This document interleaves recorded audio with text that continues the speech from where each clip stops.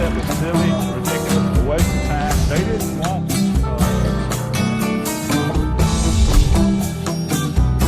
that's why they were so successful. That's why they got away.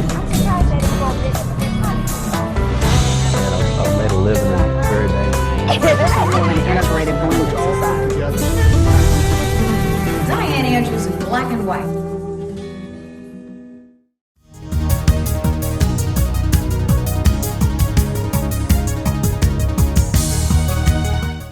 Welcome to Dianne Andrews in Black and White, and I'm your host, Dianne Andrews.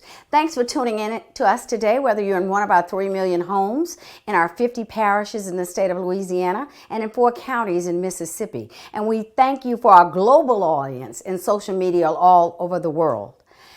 As you know, if you keep up with Dianne Andrews in Black and White, I try to bring relevant issues. And I try to bring relevant issues back from what was going on during civil rights. I am very proud of one series I've done on the Silver Dollar Group of the Ku Klux Klan. I did about 9 shows on that. So today I am not in the usual studio, as you can see. I am in Biloxi, Mississippi. And we're going to do a show on the wade-ins. I am doing a documentary named Why Blacks Can't Swim, the wade-ins and swim-ins, the lost part of civil rights history. And that even takes us back to, and I want people to go look this up, the first slave that swam to freedom was named Tice David. That was in 1835. As the slave master went to try to find him with the dogs and everything, he disappeared. And the slave master said in 1835, it disappeared like he went into an underground railroad.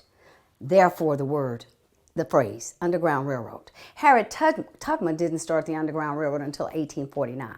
So there were already slaves. He swam the Ohio River. Kentucky was slavery and Ohio was free. And he became a free man in Ohio by swimming to freedom. We could swim. And in this documentary, I'm going to show you, we didn't live in West Africa not being able to swim on the waters. So please come back to Dianne Andrews in Black and White on this segment we're doing today on the wade-ins. So come on back to Dianne Andrews to this very historical show with Bishop James Black, who was 18 years old on the beaches fighting for our freedom. Come on back to Dianne Andrews in Black and White.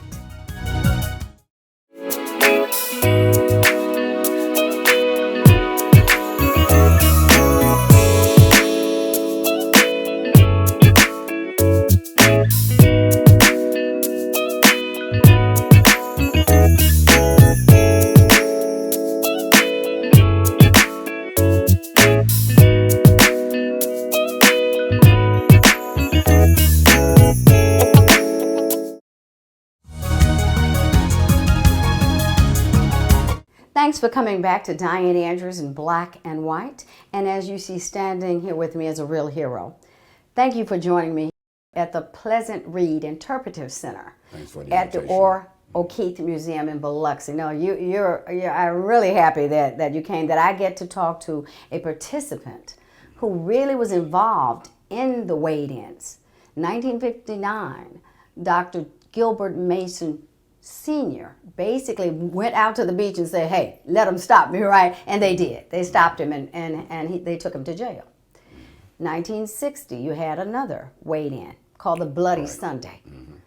Were you at that one? Tell us about that, Bishop Black. Well, that one was, as you indicate, Bloody Sunday, where the violence perpetrated by whites on young blacks, particularly, there were more teenagers than adults there. And they tried everything they could to appear to kill, to discourage us from coming back to the beach. Many of the people that were there left blood caked with sand on their faces and hands. So it was an awful time. We didn't have any weapons.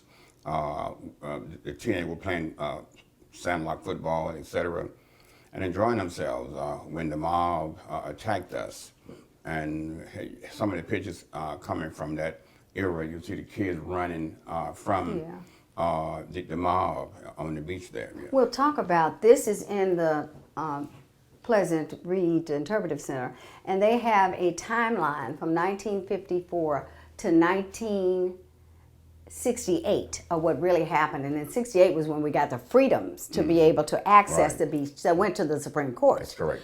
That in 1959, that was basically Dr. Gilbert Mason going out to the beach. This is just a picture of he and his wife. And I think some other people came in. In 1960, you had 45 people, it says here on this timeline. And that was the first one. Now, get this, he was only 18 years old. In 1963. You were 18 years old. And this one here, yeah, I was 18. So you were 15 Yeah. in 1960 when you participated? You were only 15. They had the Youth NAACP organization. Tell us about that. The Biloxi branch, yeah. After they organized the youth branch, Dr. Mason, the youth branch was organized. And we were, matter of fact, the youth department did most of the demonstrations and sit-ins, as opposed to the beach wasn't the only thing that happened in Biloxi. It's the one that's most notarized. Right. And the youth department did most of those sit-ins and demonstrations, if you will. You know, which is really, everyone has heard the word sit-ins if they've lived in America from the age of 40 to 100. But nobody heard of wade-ins, and that's why I'm doing the documentary on the forgotten part of our civil rights movement, and so many people gave up so much to give us access to swimming pools. Everybody has heard of the Homer versus Ferguson, which happened in Louisiana, which went all the way to the Supreme Court because he sat on the back of a rail car, where, I mean, in the white section of the rail car. Yeah. And that was planned also, as your 1963 was planned to get it to the Supreme Court, correct? Exactly right. Medgar Evers was supposed to be here in 1963, and he was assassinated before. So you had to put it off by a week, I read, for his memorial services. Correct. Tell me what it was like in 1963. You were 18 then. How did you feel after 1960 you had done this and it was bloody? So when you went back out in 63, were you really afraid? You had to be afraid. Not so much. When you're young, you view things a bit differently. 1963, there was a lot of conversation about what we were going to do there. Again, we're not to have weapons and that sort of thing. Did you all go through training? Because I know Martin Luther King, the SCLC, would train their people on how to be peaceful, even with people spitting, slapping. Did you all have any training on be a peaceful rioter or not? Yes. Well, that's kind of a contradiction in the term peaceful rioter. Yeah, I used the wrong word maybe. Demonstrator, peaceful demonstrator. Yeah. What we did, the NAACP did have training for youth in terms of how to ball up, and cover yourself when being beaten. A lot of that kind of training, yes, indeed it was. Not to be violent, right. Which wasn't much about character. We didn't want to be. We want to be peaceful. We wanted to fight back as youth, but we didn't. And in '63, there was no fighting back. We simply were hauled off and put in a van and carried to jail, But I understand that van had no windows. It was burning up in the van, right? Very hot, very hot. As a matter of fact, they tried to close the door. That's the picture here. They tried to close the door, and the men kept pushing from the inside out. And there's a picture of this. If we can get a close-up of this picture right here, is them pushing back. Yeah, we're in the van there, and they're trying to close the door, and they wouldn't allow them to do it. They're pushing back on it. I was so proud of the Afro-American males there and the grown men. They were bold, very bold and very brave and courageous. And they did not allow them to lock that door. And so we carried You would have suffocated if they had locked that door in there, we could potentially, have. yeah. Where they would take us. They could have driven off in the Gulf, or we could have known. Right, right. But he refused to allow them to shut the door, yes. As we've discussed before, Bishop Black, what you think of society, Black communities today, and Black economics today compared to how you fought for this. What do you think, Dr. Gilbert Mason, and what do you believe would be said, what would you say today about what's going on in the Black communities and in America? Yeah, well, there's a lot of conversation among people my age who were involved in the struggle, and we look back, we think we made some strategic mistakes in terms of integration. Integration took away so much from the Black community. We had our own, if you will, Wall Streets in every community. And integration, all of that went away eventually. In our schools, we had principals and teachers who were a part of our community. Right. And the Afro-American going to school, and my brother then went to a predominantly white school.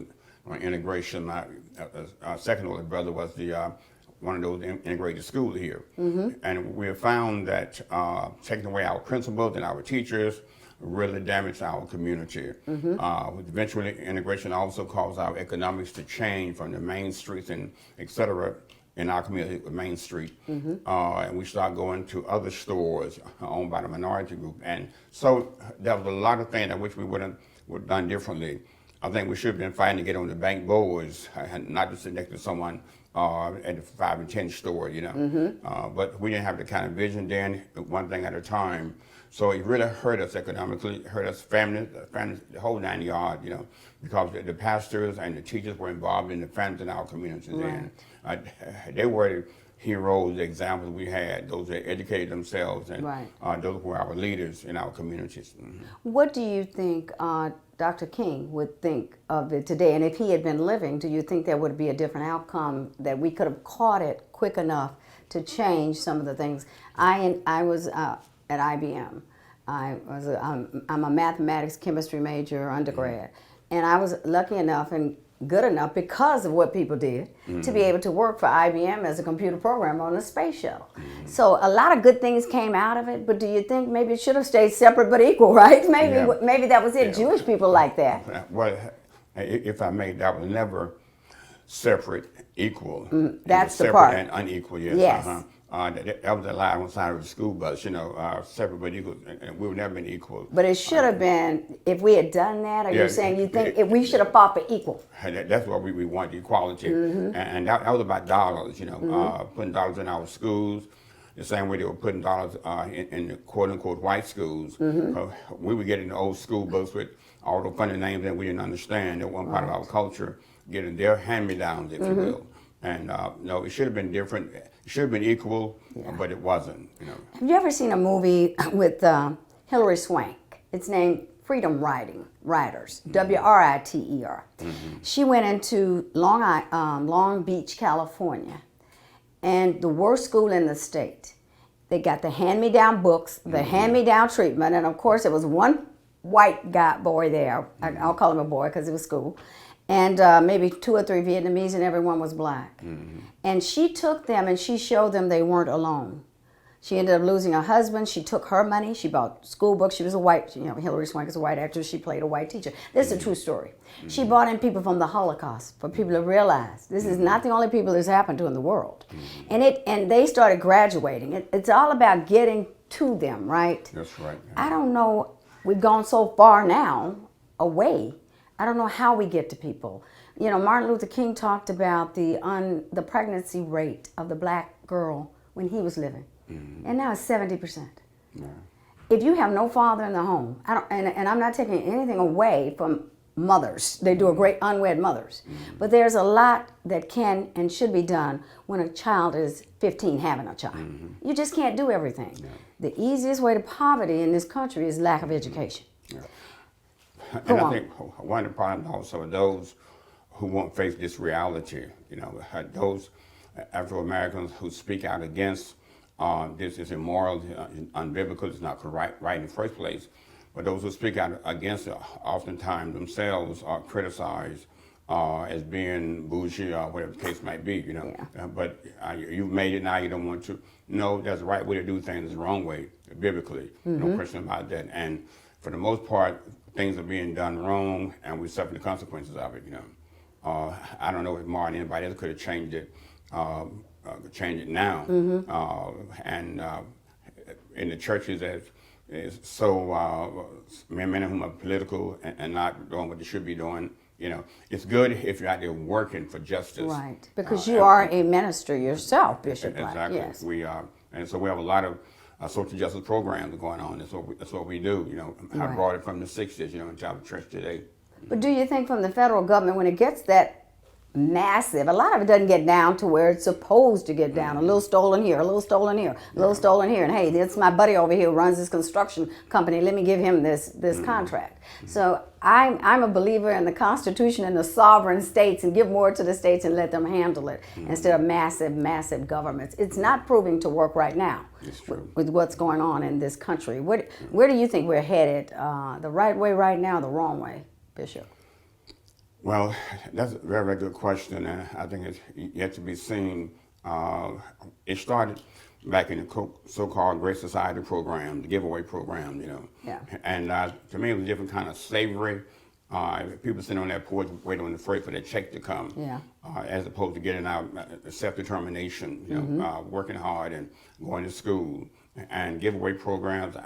Recently, I spoke about hiring a guy back that worked for me some time back. He didn't want to go to work because he get more free money from his unemployment and some other things. He didn't want to work anymore, Was this last year? What was going on with all the checks being given out to people? Exactly. Just show up in your bank account. People don't want to work. But that's the same thing when I was a young man on the street. I said, what's going to happen? I've asked some young men, when your mother's gone, we can't depend on her, and the girlfriend that you're living on. But they have no vision for the future, and just what can I get right now? Right. So it's a sad state in many areas, but I'm encouraged by some of the young people who are educating themselves and going to school and doing well, And you could go get an air conditioning job. They make $300,000-400,000 a year, and that's definitely needed down here. Get a skill. Yeah. You don't have to be college educated. You can own your own That's right. business. That's Just right. learn the business school techniques and self-taught, and then go get a license to do something. It's not all for everyone. College is not for everyone. One thing I wanted to say too, I'm sure your mother is proud of you, and she's in one of these pictures right here in the blue dress. That's his mother. His mother was, I call y'all freedom fighters. Yeah. And 1960.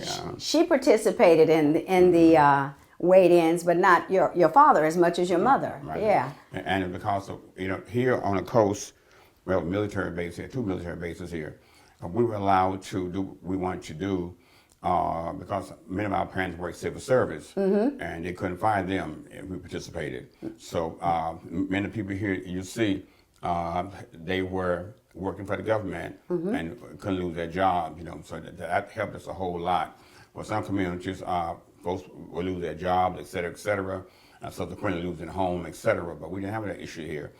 We had a Navy base here, military base, civil service workers who were able to get involved in the demonstrations and without losing their livelihood. So you probably here had, even back in the 60s, had a pretty vibrant lower middle class black community. We did. Yeah, We did. it sounds like you did here in Quite a Biloxi. few black homeowners, businesses, et cetera.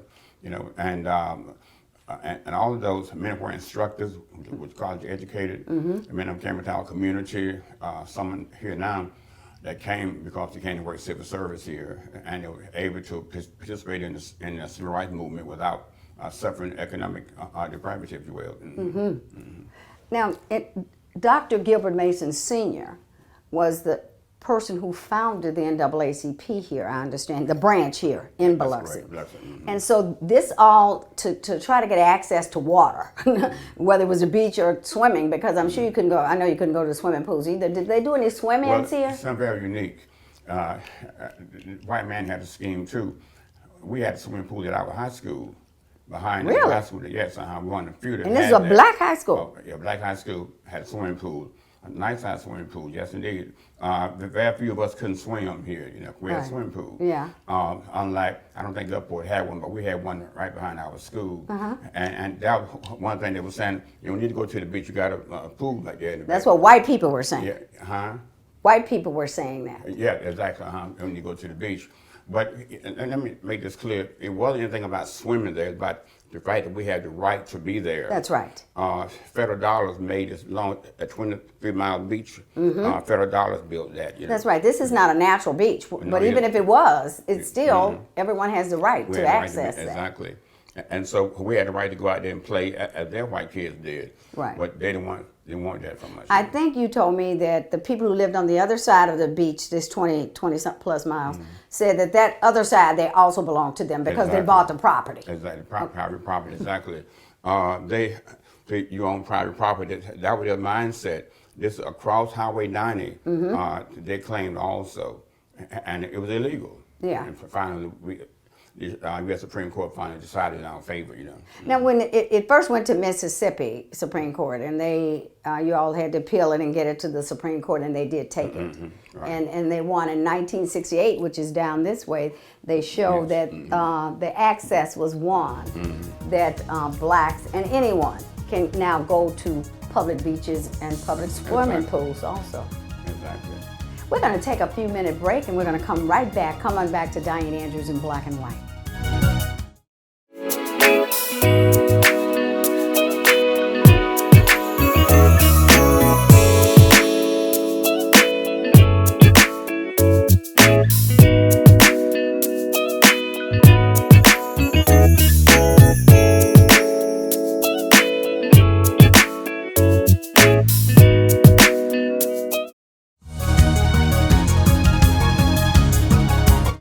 Welcome back to Dianne Andrews again. Thanks for coming back. I know you're enjoying this historical trip we're taking on a lot of the forgotten history in the Black community as access to water. Bishop, I'm holding here and I have been holding the book that Dr. Gilbert Mason wrote. And he was a medical doctor. I wanted people, he was the first doctor to get privileges at the hospital here. He did a lot of great things here. And his son, Dr. Gilbert Mason Jr., is also a medical doctor, and that's how I found out about the wait-ins. Someone contacted me about doing a show here in Biloxi. And then I got into it and I said, wow, Martin Luther King was involved in this. They did wait-ins in St. Augustine, his last big, I guess the last big hurrah. It was a week before the Civil Rights Bill was signed. They did a wait-in and a swim-in, and he had already done the sit-ins. Dr. King was sitting in jail, and he was planning the swim-in at a hotel named Munson Hotel in St. Augustine. He wrote every Jewish synagogue and asked people to come down and participate. But he asked Abernathy to lead it, and Dr. Abernathy said no. And he said, why?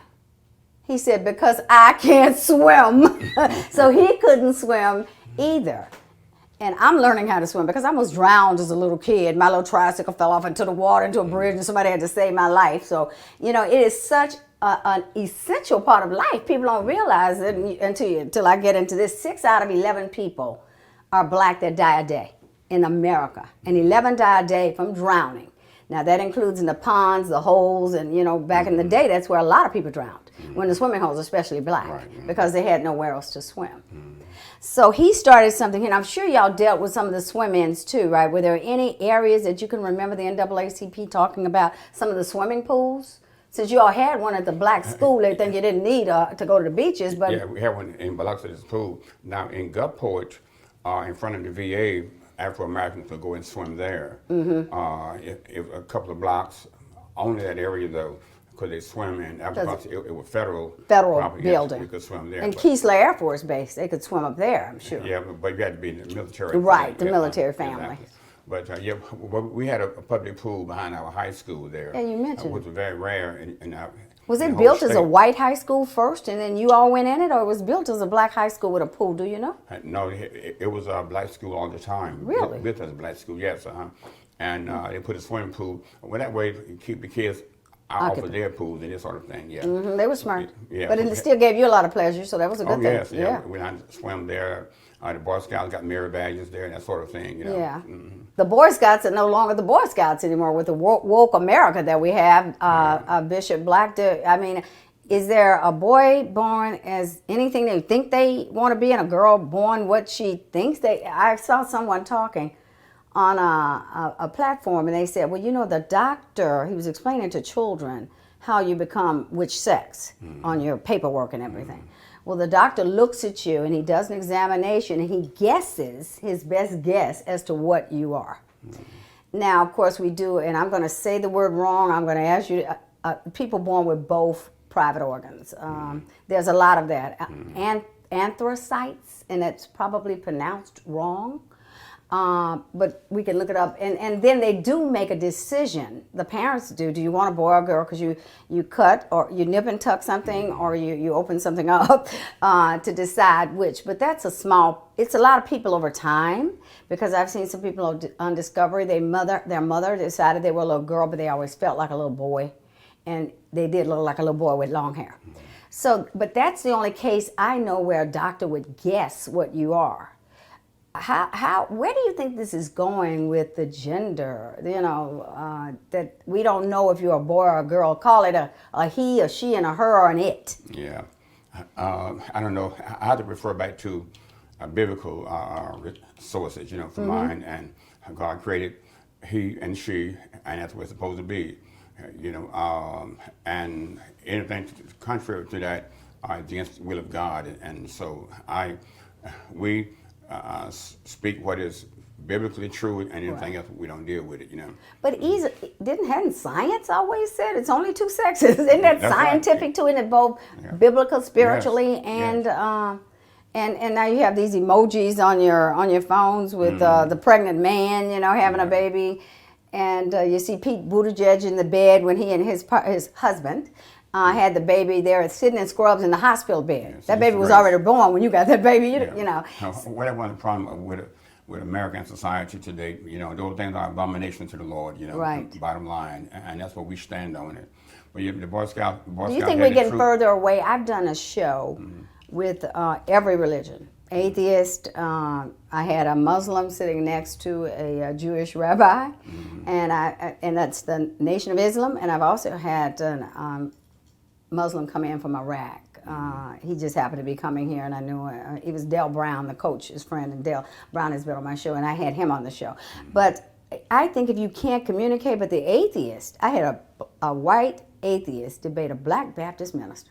That was funny. And then I had a transgender guy debate a white transgender debate a black Baptist minister.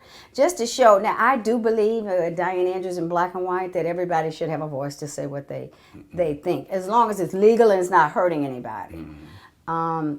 But what do you think?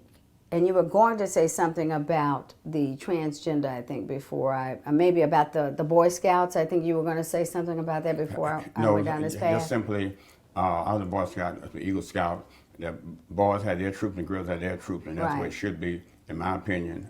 Anything contrary to that, I think is wrong. Because you've got a lot of guys I've been reading about and seeing on the news, guys who say, I'm transgender, and then they go into prisons even and rape women. Yeah. And in the school, did you see in Lawton, Virginia, a boy who said, I'm transgender, and he went to the bathroom and raped a girl. Yeah. That was that big school board, and they didn't want the guy to talk. They pulled him out in handcuffs. He was there talking about his daughter being raped is what he wanted. And they found out that boy had already raped another girl in another school, but he's transgender. Yeah. So, I think it's very unsafe now to just say, okay, you're transgender, like Leah Thomas, she was 435th in the men's swimming. Now she's beating every woman. They have no chance to get their scholarships. It's out of order. It's wrong. It's out of order. We're going to end with this. And that Dr. Gilbert Mason said, nothing comes without a struggle. Some struggles are physical. Some struggles are moral. Some struggles are legal and political. Every struggle is a spiritual struggle, a test of faith and will. And as we walk through our daily lives, I think that's a good adage for you to take with you wherever you go. Come on back to Dianne Andrews in Black and White next week. Thank you for tuning in.